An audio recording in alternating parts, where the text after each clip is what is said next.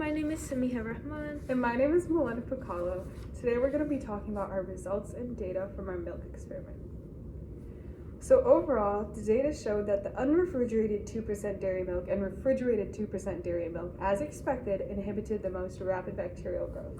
Due to our extensive research, this statement could also be confirmed when observing the placement of these box plots. These box plots show the pH levels of all 10 trials of our samples of milk. It is clear that the box plot for 2% dairy milk, whether unrefrigerated or refrigerated, which is these two, they are on a much more lower end on the pH level when compared to unrefrigerated coconut milk and refrigerated coconut milk and unrefrigerated and refrigerated organic milk. Additionally, when compared, the two sample t-tests have been run for refrigerated and unrefrigerated coconut milk, and the same phenomena arose when there was not enough sufficient evidence to justify that the milk spoiled faster at an unrefrigerated state when compared to a refrigerated state. What this means is that the 2% milk has so much bacteria at the initial state that it just grew just as rapidly when it was either placed outside or inside. That's so disgusting. I know. On the other hand, coconut and organic milk grew very insufficiently over the 72-hour period due to the pH level just narrowly decreasing, which is why there was little to no difference within the pH levels of the organic and coconut milk, refrigerated or unrefrigerated. Now let's explain the science on why this even happens.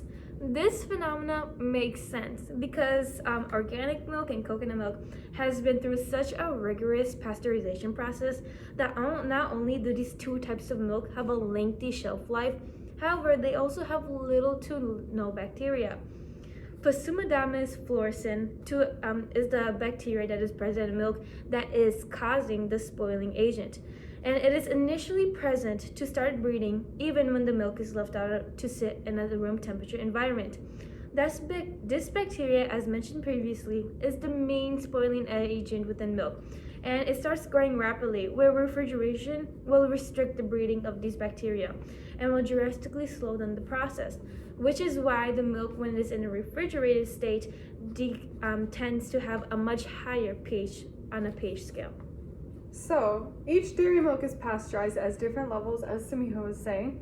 Like the 2% dairy milk was pasteurized at a mid to high temperature, which is 150 degrees Celsius, for only 2 to 3 seconds, while the organic milk is pasteurized at a crazy 400 degrees Celsius for 6 to 7 seconds, since no growth or health hormones are added to organic milk to kill the bacteria. Due to this, the length and shelf life after opening can be much longer for the organic milk.